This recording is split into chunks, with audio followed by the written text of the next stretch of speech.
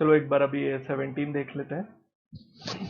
A17 किससे related है? Segment reporting. सो AS17 number याद रखना है, सेगमेंट रिपोर्टिंग। ज्यादा क्वेश्चन इसमें से पूछेगा तो फिक्स है वो क्वेश्चन जो ये लोग पूछते हैं इस पर्टिकुलर सेगमेंट में से। तो पहले थोड़ी सी थियरी ये रही, segment reporting. Many enterprise provide group of products and services.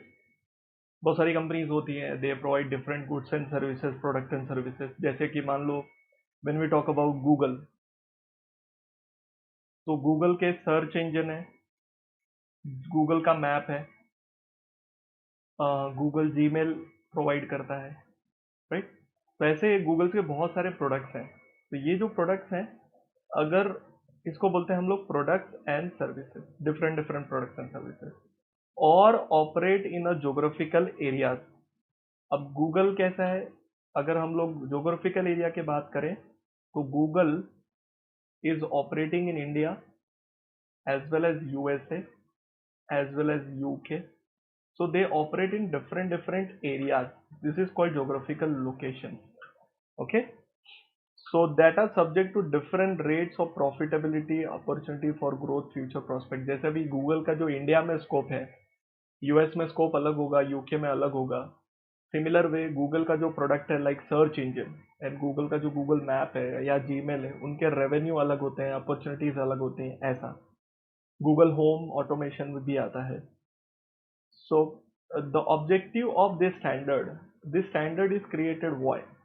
To establish a reporting financial information, just to give more information to the shareholder. See, we are not talking about here financial information we are providing. This is just more information, extra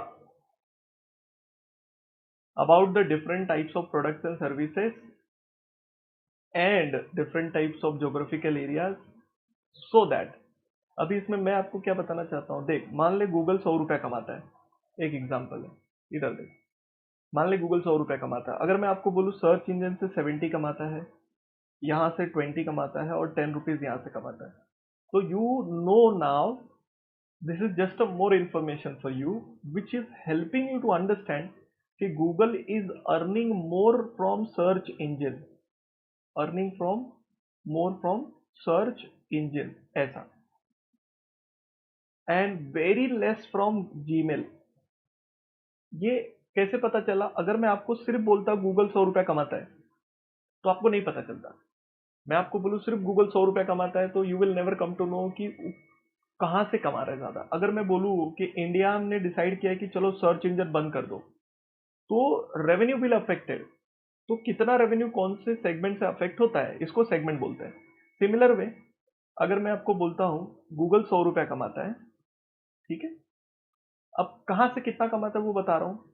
India से मान लो 50 रुपए कमाता है, 40 रुपए यहाँ से कमाता है, 10 रुपए यहाँ से कमाता है। सो इससे ये पता चलता है कि गूगल इंडिया से 50 रुपीज कमा रहा है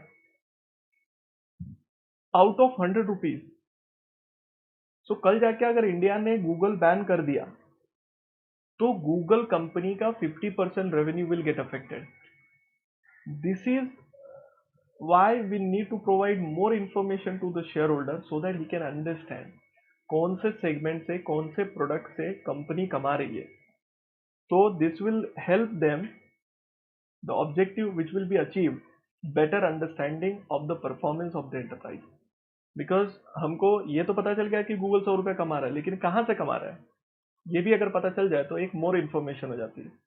so we understand, better assess कर पाते हैं रिस्क एंड रिटर्न, कि भाई इस प्रोडक्ट से इतना रिटर्न है तो इस प्रोडक्ट के जाने का रिस्क भी है। मोर इन्फॉर्म जजमेंट पॉसिबल हो जाता है। So this AS17 is all about providing more information to the shareholder so that they can take a informed judgement. I repeat, AS17 क्यों बना है बेटा? AS17 is the standard provides more, that means extra information, right?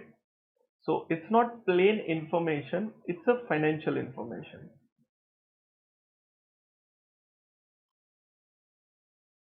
About enterprise,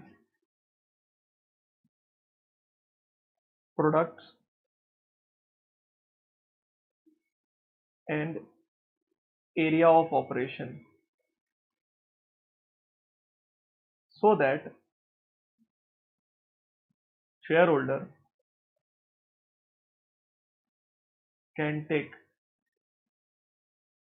more informed judgement. अब एक चीज समझना, इस as का और कोई पर्पज नहीं है. इस ईयर में एएस में कोई डिस्क्लोजर नहीं, it's just reporting AS. That's why this AS is not compulsory for all company. जो छोटी कंपनीज हैं, जो एसएमईज हैं, small and medium size enterprise, for them it is not compulsory. It is compulsory only for the higher level companies, like listed companies हो गई या large organisations हो गए, बड़ी बड़ी कंपनीज के लिए कंपलसरी है, not compulsory for all levels. Now I'll give you one more example so that you will understand in a better way. I am giving you the Infosys company का example. This is a live example. First time I'm taking a practical example so that you people can understand how this functions. ज़्यादा दिमाग मत लगाना, जितना समझा रहा हूँ बस उतना सुनना.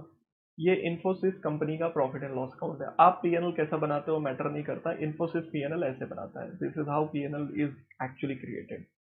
आई am giving you the details of 2018 का डेटा मैं बात कर रहा हूं यहाँ पे, ठीक है. अब ध्यान से सुनना. Revenue from operation, revenue from operation जिसको बोलते हैं सेल्स, मतलब बिजनेस से कमाया हुआ रेवेन्यू. तो कंपनी कितना रेवेन्यू कमा रही है, you can see this 61,941 crore rupees in crore यहाँ लिखा है. So company is earning 61,941 crore in 2018. Other income में 4,019 करोड़, 4,000 करोड़ का तो अदर इनकम है. 61,000 इज देयर टोटल रेवेन्यू. बोले तो सेल्स ग्रॉस कितना है ग्रॉस बेटा, 61,941 CR. ये ग्रॉस इनकम है 2018 का. उसमें खर्चे हुए, ये सारे खर्चे हुए, जैसे एम्प्लॉय बेनिफिट, सैलरी वगैरह पे किया, टेक्निकल सब कॉन्ट्रैक्टर जो थे दूसरी कंपनी को कॉन्ट्रैक्ट देते ना, तो आप देख सकते हैं ज्यादातर उन्होंने सैलरी पे किया. 32,472 का करोड़ का सैलरी पे किया, एम्प्लॉय बेनिफिट्स, इसमें सभी की सैलरी आ गई. उसके अलावा travel expense, cost of software package, communication expense, सब दुनिया भर के खर्चे दिए. So their total expenditure is given here. This is the total खर्चा. तो ऑब्वियस सी बात है, टोटल खर्चे में अगर हम लोग थोड़ा सा जजमेंट अगर देखते हैं, सो आउट ऑफ टोटल 46,000 में से 32,472 डिवाइड बाई 46,000, 52%. 70% तो कंपनी का सिर्फ एम्प्लॉय के ऊपर खर्चा है. बचा हुआ जो खर्चा है टोटल 30% है. Just to give you information. उसके बाद कंपनी का जो प्रॉफिट बचता है वो है 19,000. कंपनी ने कितना प्रॉफिट कमाया, 19,908 करोड़. दिस इज कंपनी का प्रॉफिट. उसके बाद कंपनी ने जो टैक्सेस भरे, वो टैक्सेस माइनस करने के बाद प्रॉफिट आफ्टर टैक्स, टैक्स भरने के बाद आता है 16,155 CR. इतना कंपनी का प्रॉफिट है. This is actual profit of the company. धीरे धीरे समझिए, कोई घाई मत करो, आराम से. पहली बार आप देख रहे हो किसी कंपनी का practical P&L account, so this will help you. ये कंपनी का क्या था बेटा, सेल्स. ग्रॉस लेवल पे 61,941 करोड़ रुपीस का बिलिंग हुआ है कंपनी को. कंपनी ने उतना बिलिंग किया है. इतना खर्चा है कंपनी का, ये टोटल ये खर्चा है 46,000 खर्चा है. उसके बाद जो प्रॉफिट बचता है वो है 19,090. इसको बोलते हैं PBT, profit before tax. Tax भी तो भरना पड़ता है. कुछ कुछ टर्म्स इसमें से आपको नहीं समझेंगे, जैसे you will not understand what is the deferred tax. Forget about it, don't worry about it. उसके बाद कॉम्प्रहेंसिव इनकम, इनकम ये सब जाने दो, ये सब तुमको अभी समझने जैसा नहीं है. मेरा सवाल ये आपसे ये है कि इन्फोसिस ने ये जो पैसे कमाए, ये जो कमाए इतना पैसा, ये पैसा उसने कौन से सेगमेंट से कमाया, मतलब क्या क्या प्रोडक्ट्स हैं इनके।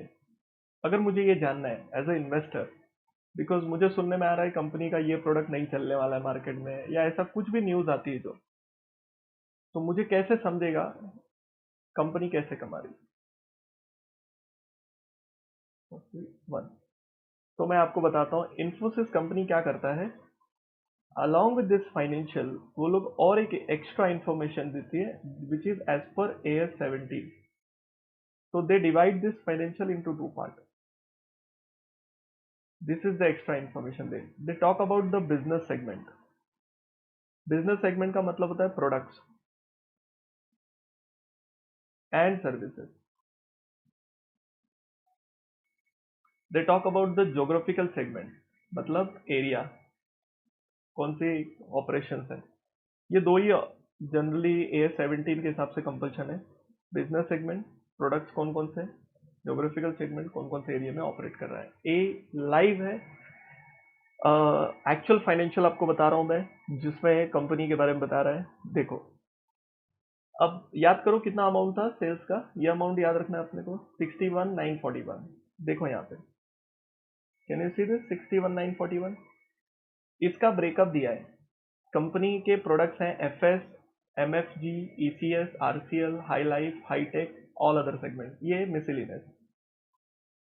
कंपनी के जो बड़े बड़े सेगमेंट्स हैं, टोटल कितने सेगमेंट दिखाए हैं, 1 2 3 4 5 6 सेगमेंट। टोटल 6 सेगमेंट से ये रेवेन्यू कमाया गया है 61,941 करोड़। सबसे ज्यादा रेवेन्यू जो लोग कमा रहे हैं, सबसे ज्यादा रेवेन्यू जो कमा रहे हैं वो लोग हैं FS और ECS से कमा रहे हैं। देखो वहां पे 15,000 और 15,000 करोड़ का रेवेन्यू वहां से आया है। उनके खर्चे भी दे रखे हैं, देखो नीचे नीचे खर्चा दिया है, उसके प्रॉफिट तक बताए हुए हैं। ठीक है, ऑपरेशनल प्रॉफिट ये देखो, 4,000 करोड़ रुपए वहां से कमाए जा रहे हैं। नाउ FS का मतलब क्या है, वो लोग ने बताया हुआ है। FS मतलब फाइनेंशियल सर्विसेज, और MF मतलब ये, और ECS था ना, that is retail, consumer package goods and logistics. ECS communication services, networking. तो ये प्रोडक्ट है। प्रोडक्ट शायद आपको उतना इजीली ना समझे बिकॉज आदत नहीं है। तो इतना समझ में आ गया कि ये जो ब्रेकअप है, ये इसका अपने को ये मालूम पड़ रहा है कि ये प्रोडक्ट और ये प्रोडक्ट कंपनी का मेन है। कल जाके अगर ये कंपनी के इस प्रोडक्ट को अगर कुछ गड़बड़ होती है तो कंपनी का सीधा 15,000 करोड़ का रेवेन्यू अफेक्ट हो जाएगा। प्रॉफिट वाइज 4,000 करोड़ का, 4,000 करोड़ का प्रॉफिट अफेक्ट हो जाएगा। Similar way to understand in a better way, again देखो यही अमाउंट है 61,941। मतलब ये 61,941 क्या है बेटा, टोटल रेवेन्यू 2018 का, उसका ब्रेकअप दिया है। अब सरप्राइजिंगली देखो, कंपनी ज्यादातर नॉर्थ अमेरिका से कमाता है, USA से। इंडिया का रेवेन्यू देखो उसका बहुत कम है, it is nothing. If I talk about the percentage में, 38,984 डिवाइड बाई 61,941 परसेंटेज, कंपनी 63% यहाँ से कमाता है। और इंडिया से 1861 डिवाइड बाई 61,941 परसेंटेज, 3% इंडिया से कमाता है। 63 प्लस 3 और 14,426 डिवाइड बाई 61,941 परसेंटेज, 23% यूरोप से कमाता है। And the balance 63 plus 23 plus 3 minus 100, 11% बचे हुए वर्ल्ड से कमाता है। क्या ये इंफॉर्मेशन आपको कुछ बता रहा है, कोई हेल्प कर पा रहा है? तो आपको ये समझ में आएगा कि भाई इन्फोसिस कंपनी एक्चुअली डिपेंड है पूरा नॉर्थ अमेरिका पे, बिकॉज 63% वहां से आता है। कल जाकर ट्रंप ने बोल दिया इन्फोसिस कंपनी इधर से निकलो, तो याद रखना कंपनी का अच्छा खासा रेवेन्यू, मतलब ये रेवेन्यू चला जाएगा। मतलब कंपनी जो 10,000 करोड़ रुपीस कमा रहा है ना प्रॉफिट, वो नहीं रहेगा। So this is helping you to understand कि भाई अगर एरिया वाइज इंफॉर्मेशन दिया तो मुझे ये समझ में आ रहा है कंपनी का ज्यादा रेवेन्यू कहाँ से आता है, कैसे आता है। हालांकि इसके अलावा भी सेगमेंट्स हैं, लेकिन वो उतने सिग्निफिकेंट नहीं है, उतने इंपॉर्टेंट नहीं है कि उसको डिस्क्लोज किया जाए। सो ये एक प्रैक्टिकल एग्जाम्पल है। AS17 की वजह से ये होता है। AS17 बोलता है सेगमेंट को रिपोर्ट करो। अगर मैं A17 निकाल दूं तो ये जो नीचे की इंफॉर्मेशन आप देख रहे हैं ना, ये इंफॉर्मेशन नहीं होगी. You will never be given this information. So A17 is important from segment reporting point of view. अब थियरी में अगर मैं बात करूं तो A17 talks about business segment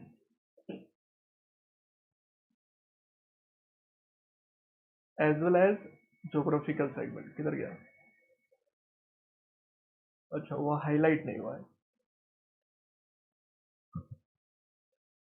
So one is called business segment, that is products and services. Another one is called geographical segment. दो ही तरीके से हम लोग segment को दिखाते हैं. Now try to understand what I'm trying to explain here. मैं क्या बोल रहा हूँ तुझे बेटा, सुन.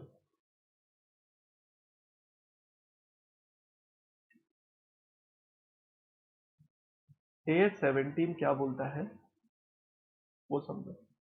A17 बोलता है एनी एंटरप्राइज, एंटरप्राइज मतलब कंपनी, हैज वेरियस सेगमेंट्स. ठीक है, सेगमेंट, उसको दो पार्ट में डिवाइड करो.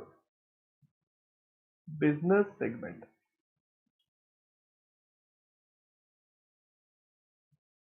और geographical segment.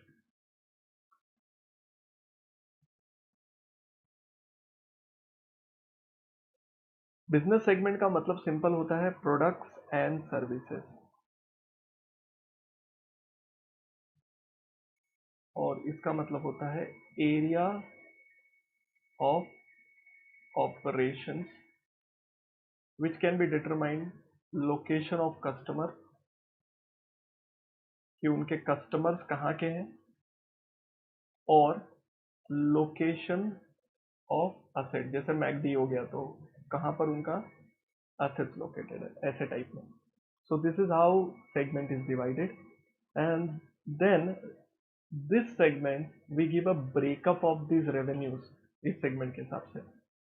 There can be more segments. अब इसमें कैसा होता है, जैसे एग्जांपल के तौर पे I am giving you products and services का example. So product and services आप कैसे डिसाइड करोगे कि ये प्रोडक्ट सेगमेंट है. जैसे मान लो एक कंपनी है, ऑयल बनाती है. ओके, ऑयल एक प्रोडक्ट है. मैं फर्दर बाइफरकेशन देता हूँ. अब ये कंपनी कुकिंग ऑयल भी बनाता है, हेयर ऑयल भी बनाता है, और इंजन ऑयल बनाता है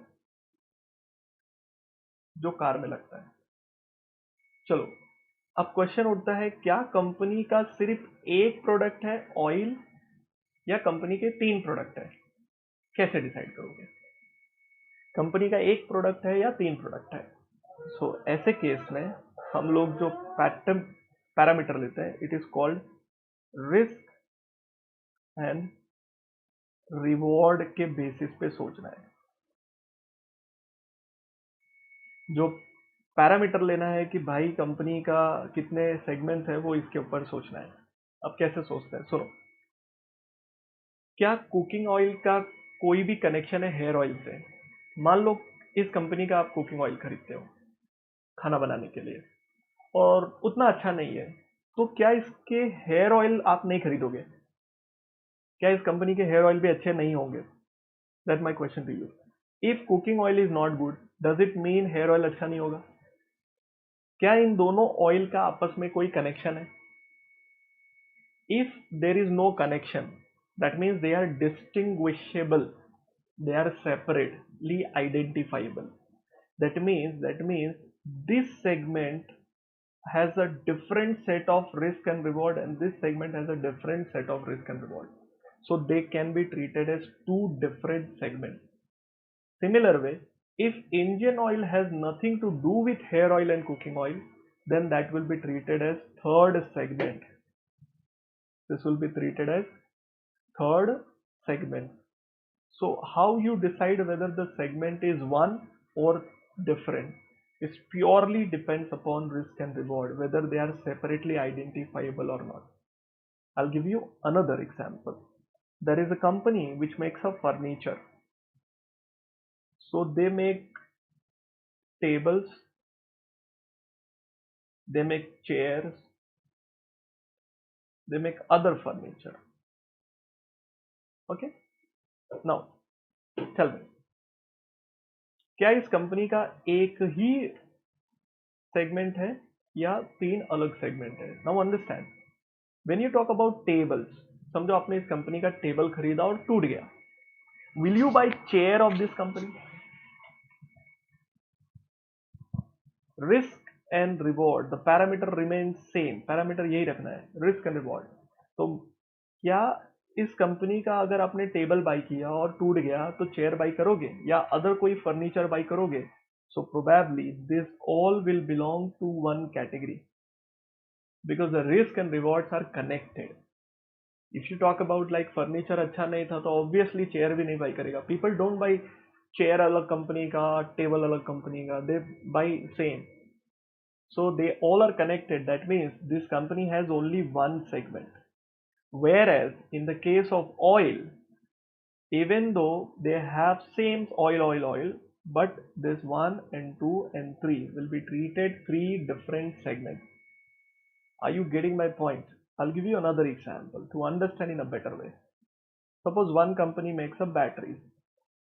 They are into a battery business. Now they make a battery for inverter. Okay, they make a battery for automobiles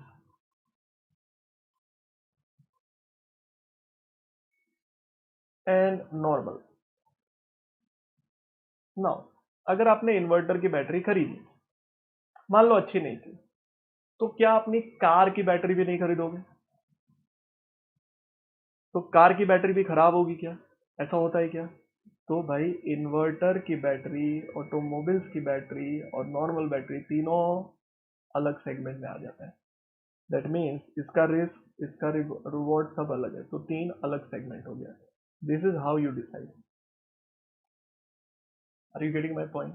There can be more parameters to decide, but the major thing is decided by this risk and reward. Similar way, I can give you example of, this was example of business segment, that is to with respect to products and services. When I talk about the area of operation, so area wise बताना है मुझे। तो देखो, अभी हमने थोड़ी देर पहले देखा इन्फोसिस कंपनी कहाँ कहाँ ऑपरेट कर रहा है। तो they are operating in USA, operating in India, operating in Europe, and they are operating in other countries. So US का मार्केट अलग है, इंडिया का मार्केट अलग है, यूरोपियन मार्केट अलग है, इसलिए तीन अलग segment.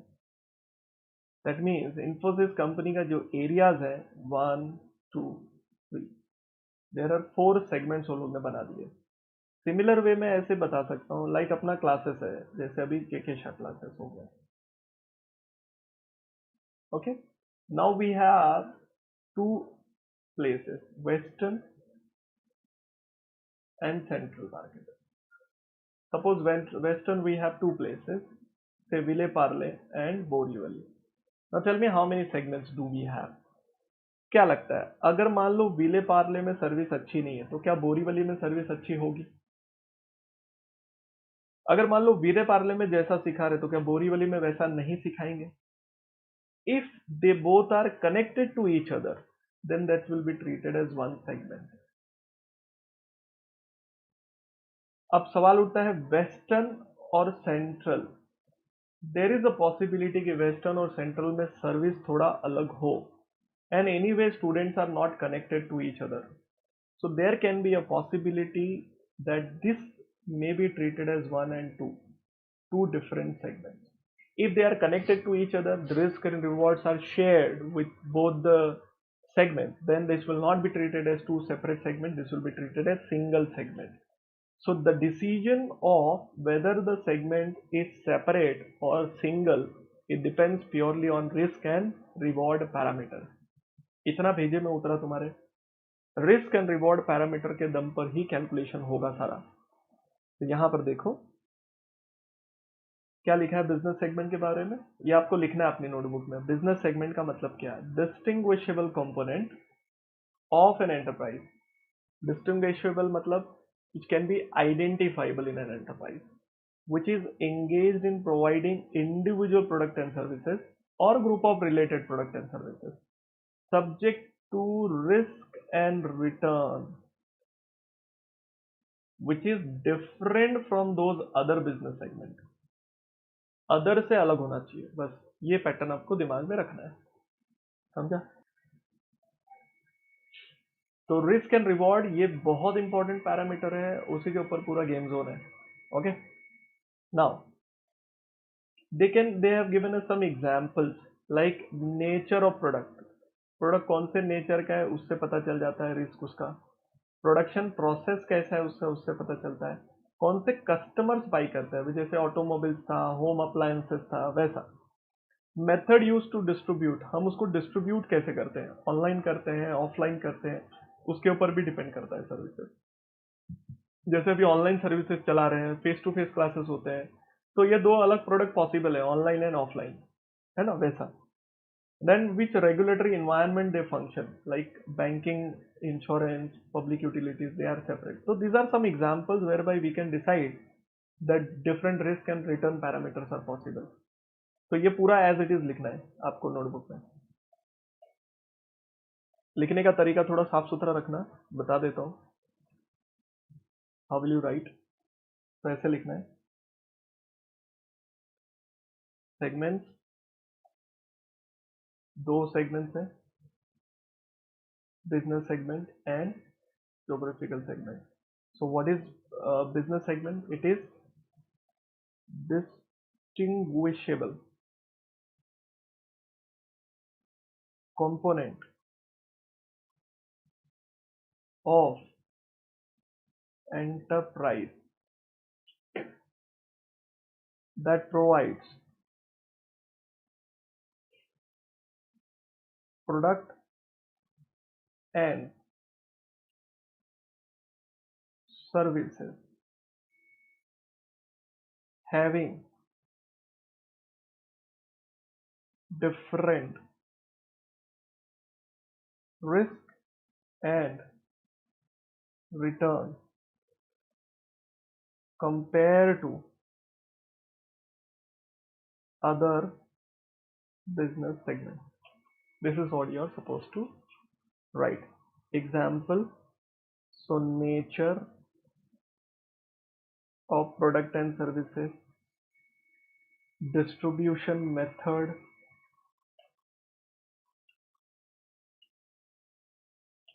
regulatory environment, etc।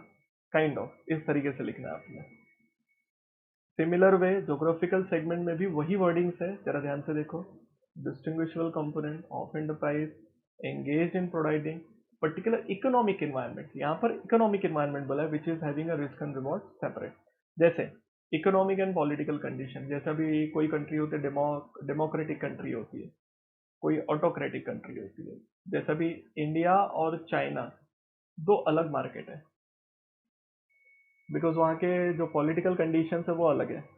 Similar way operations in different areas, proximity of operation, कितना क्लोजली वो काम कर रहे हैं, स्पेशल रिस्क कोई अगर है तो control regulation.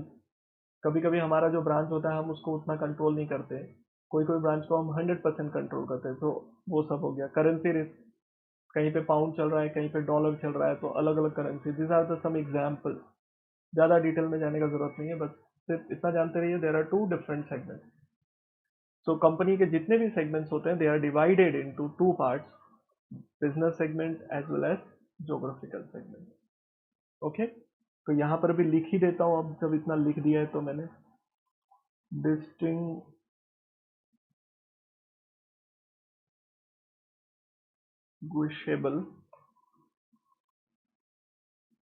component of enterprise that provides product and services in different economic environment, that is area, having risk and return separate compared to other geographical segments. Example, political condition, currency risk,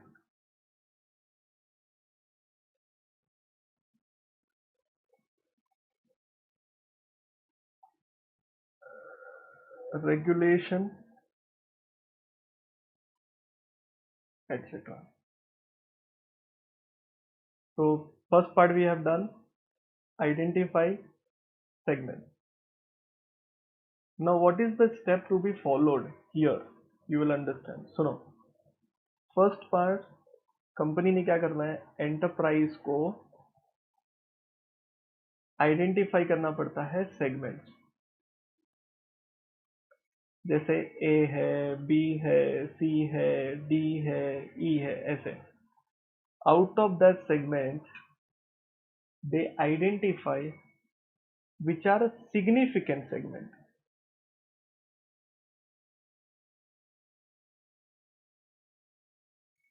These significant segments are known as reportable segment.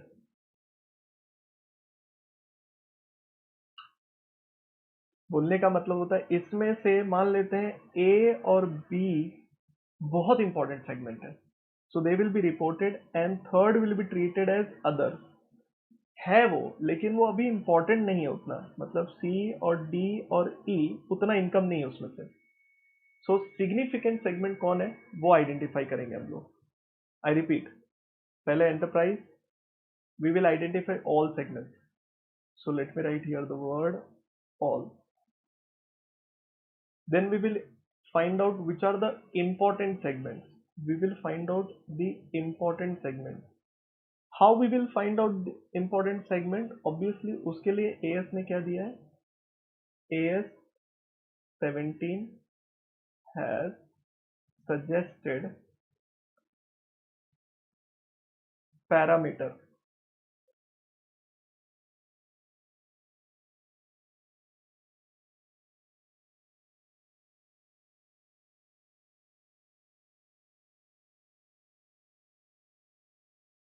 or conditions.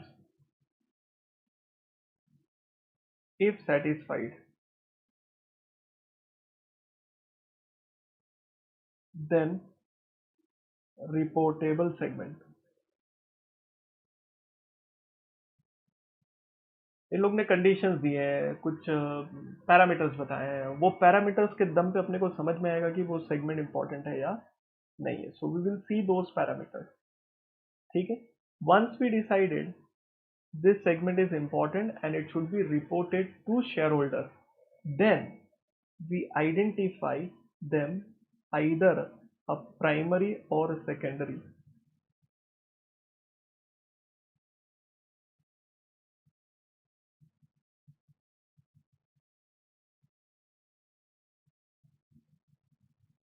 समझो, अभी primary का मतलब क्या होता है कि either business segment is primary and geographical segment is secondary, or geographical segment is primary and business segment is secondary, or both are primary.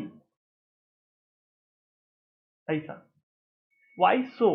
Because primary segment में हमारा रिपोर्टिंग अलग है और सेकेंडरी में अलग है. मतलब यहाँ पर हम लोग तकरीबन नहीं तो 9 पॉइंट्स हम लोग को डिस्क्लोज करने हैं और यहाँ पे 5 पॉइंट. 9 चीजें, 9 इन्फॉर्मेशन देनी है, यहाँ पे 5 इन्फॉर्मेशन देनी है. तो बोलने का मीनिंग ये है कि प्राइमरी सेगमेंट में अगर मान लो हमने डिसाइड किया हमारा बिजनेस सेगमेंट प्राइमरी है, तो जोग्राफिकल सेगमेंट ऑटोमेटिकली सेकेंडरी होएगा. If you remember, in the Infosys के केस में they have shown both business segment and geographical segment, दोनों दिखाए हैं। एक को प्राइमरी बोलते हैं और एक को सेकेंडरी बोलते हैं, and sometime we treat both as a primary. तो बोथ मतलब हमको 9 पॉइंट डिस्क्लोज करने हैं, अगर प्राइमरी है तो 9 पॉइंट, सेकेंडरी है तो 5 पॉइंट, ऐसे जाना है। This is what we are suppose to do. Now understand, इस पूरे गेम में क्वेश्चन इसके बारे में कभी बात नहीं करेगा। क्वेश्चन बता देगा आपको कि इस कंपनी में इतने सारे सेगमेंट्स हैं और आपको थोड़ी बहुत डिटेल्स देगा। This details would be judged as parameter and this will help you whether it should be reported और नॉट। तो आपको ये आइडेंटिफाई करने में इजी रहेगा। करना कैसे वो मैं आपको कराऊंगा अभी थोड़ी देर में, बस आपको बता देता हूँ क्या क्या करने वाले हैं। ये और ये इंपॉर्टेंट है, वो कैसे पता चला, इसकी वजह से। ठीक है, फिर प्राइमरी सेकेंडरी ये इतना इंपॉर्टेंट नहीं अपने लिए। तो अपने को जो एग्जाम में जो पूछने वाला है वो ज्यादातर यही पूछेगा कि सेगमेंट रिपोर्टेबल है या नहीं, ऐसे क्वेश्चंस पूछेंगे। I'll show you one question so that हमारे दिमाग का कंफ्यूजन दूर हो जाए। ये देख, क्वेश्चन नंबर 2 दिख रहा है आपको, ये वाला। वो बोलता है information related to 5 segments of V limited. V limited के टोटल कितने सेगमेंट है, A B C D E, 5 segment है। Cost accountant of this company मैंने विशेष to know which company needs to be reported. तो वो बोलता है कौन से सेगमेंट रिपोर्टेबल है। तो मैंने आपको क्या बोला, आपको सेगमेंट की डिटेल दे रखी है प्लस आपको दे रखा है इंफॉर्मेशन।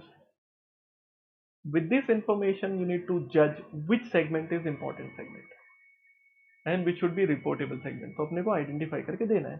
सिमिलर क्वेश्चन नंबर 3 है, सिमिलर क्वेश्चन नंबर 4 है, सिमिलर क्वेश्चन नंबर, हाँ 3 ही क्वेश्चन है। इट मीन्स एग्जाम में ये क्वेश्चन पूछता है। ये क्वेश्चन कहाँ फोकस कर रहा है बेटा, वेदर सेगमेंट इज रिपोर्टेबल और नॉट। तो मैं आपको अभी ये सिखाऊंगा बीच वाला इंपॉर्टेंट वाला पार्ट। तो पहले ये लिख लो, ऊपर से लिखो यहाँ से।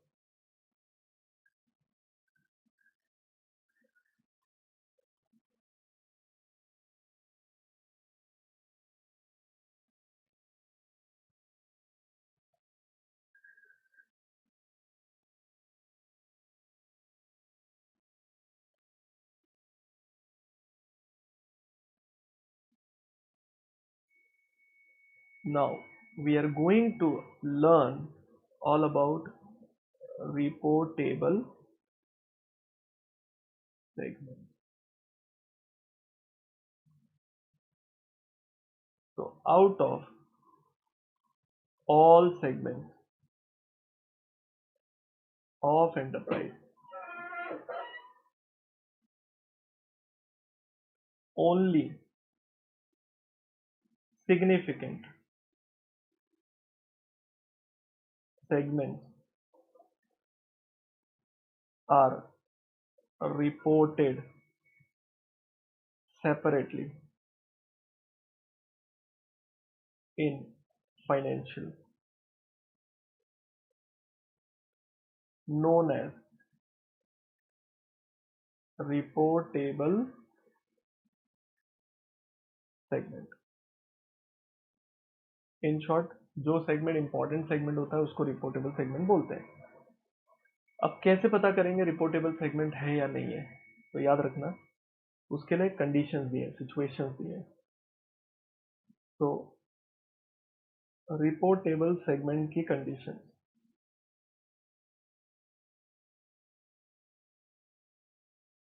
उसको 2 पार्ट में डिवाइड किया है लोग ने। First is called primary condition and secondary condition. Remember, any condition you satisfy you are reportable, चाहे प्राइमरी चाहे secondary. This is called 10% rule.